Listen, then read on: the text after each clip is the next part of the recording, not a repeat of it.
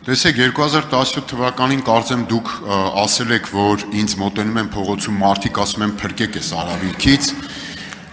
եւ հիմա ոնց որ նորից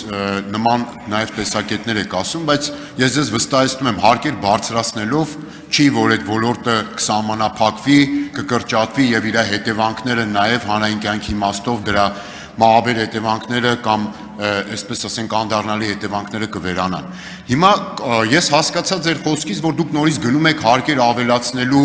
այսպես հիմնական առաջնահերթությամբ, այլ ոչ թե սահմանափակումներ բերելու եւ ընդհանուր ինչու՞ չէ, մենք պետք է քննարկենք եւ այո,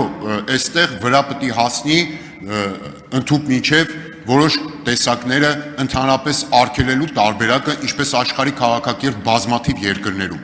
Եթե դուք գնում եք հարկեր ավելացնելու տարբերակը, սրան նման մի ոլորտ է, օրինակ, այսպես ասենք, խաղամոլության նման է նաև ուրեմն պարոն Ալեն Սիմոնյանը խանգարում է անունը մոռացա, մի կարևոր թմրամոլությունը եւ հիմա այս թմրամոլությունն էլ կարելի է երկրներ կան, որ թույլատրում են, հարկում են, այնտեղ էլ աշխատատեղեր կան եւ այլն։ Այսինքն հիմա ո՞րն է տարբերակը։ Ես կարծում եմ ոչ թե հարկելու տարբերակով պետք է գնանք։ Իդեպ, եթե դուք հիմա զիջում եք այստեղ հարկային ծանր բեռը որոշակի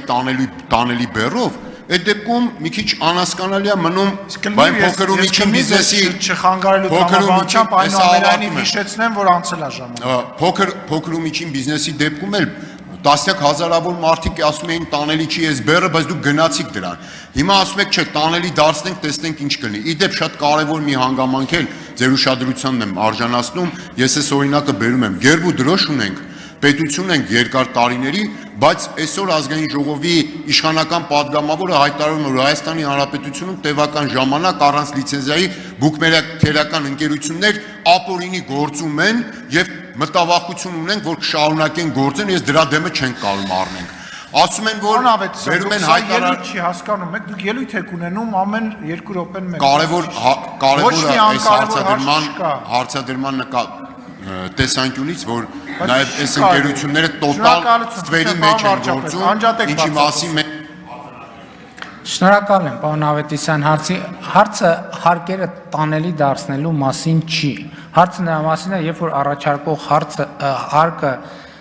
100% անցնում է, այդտեղ տրամաբանականի մասին է։ Ես միջև այդ կետը քննարկմանով որ ներկա եղել կվկայի։ Միջև այդ կետը, որին ցույց են տվել, որ հարկերը մի րոպե 100%-ը գերազանցում, այսինքն 105% ենք դարձնում։ Ես միջև այդ կետը երկու ոտս դրած մի կոշիկի մեջ ասել եմ, չէ, մենք գնում ենք այդ ճանապարհով։ Մեկ էլ որ նայում ես իրոք 105% հարկը որն է, մենք տանելի լինելու մասին չի, սահմանափակումների մասով։ Սահմանափակումները էլի ինչքան էլ ես ասեմ ձեզ շատ էմոցիոնալ եմ վերաբերվում այդ հարցին, սահմանափակումների մասով երբ որ հանգիստ քննարկում ենք, տեսնում ենք, որ սահմանափակումների համար օպերատորը մեզ անհրաժեշտ է, որովհետև տվյալների հասանելիության մենք ասում ենք մեն մարդը, եթե որևէ մեկը խաղադրույք է անում, հետո գալիս է փարուս ասում է ժողովուրդ, ես սոցիալապես անապահով եմ, 25,030 վերջ ընտանեկան կամ սոցիալական նպաստ տվեք, մենք պետք է տանք նպաստը, բայց մյուս կողմից պետք է փակենք իր կողմից խաղադրույք կատարելու հնարավորությունը, բայց պետք է լինի օղակ, որտեղ այս քարտը անձը նույնականացվի, որ կարմիր լույսը վառի, ասի այս խաղադրույքի ճանապարհը փակեք, որովհետև ինքը սոցիալ անապահովության համակարգի ներկայացուցիչ է։ Սրա մասին է խոսքը։ Հաջորդը, որ ես երկու ոտս դրել էի մի կոշիկի մեջ, ասում էի փակվում է, թո փակվի, մարդիկ ուրիշ փաստարկ բերեցին, ասին շատ լավ, մարդիկ Հայաստանում չեն դնի խաղադրույք, կդնեն արտասահմանում։ Ես էլ ասի ոչինչ, մեր օպերատորներին ասեմ, որ փակեն ինտերնետը, ասին VPN կօգտագործեն։ Հասկանում եք, որ փաստարկներ կա, որ ինչքան էլ ասում եմ, ես շատ էմոցիոնալ եմ, ես այդ հարցին վերաբերում։ Ոչ մեկը չմտածի, որ ասենք ինձնից ավելի բան է վերաբերվում, ցավով է տանում այդ խնդրեմը։ Բայց դե մյուս կողմից էլ հասկացանք, էմոցիա պետք է մի քիչ խելամտության դաշտ մտնենք ու եթե մեր պլանը տեղի ունենա, մենք շատ կարևոր ինստիտուտ կկայացնենք։ Եվ այն հարցերը, ստեղ ինչն էր խնդիրը, մենք տվյալներ կար, որ ուզում ենք այդ տվյալները դարձնենք համադրելի։ Բայց այդ տվյալների նույնիսկ մենք վստահ չենք այդ տվյալները ճիշտ են թե ճիշտ չէ, այսինքն վստահ ենք, որ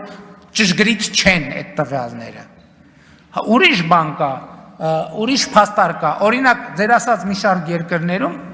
ես հիմա հետո չեմ ստուգել էլի, եթե հանկարծ պարզվի թե օրինակ գործընկերներից փաստարկ բերեցին, որը ստուգման ենթակա փաստարկ կա,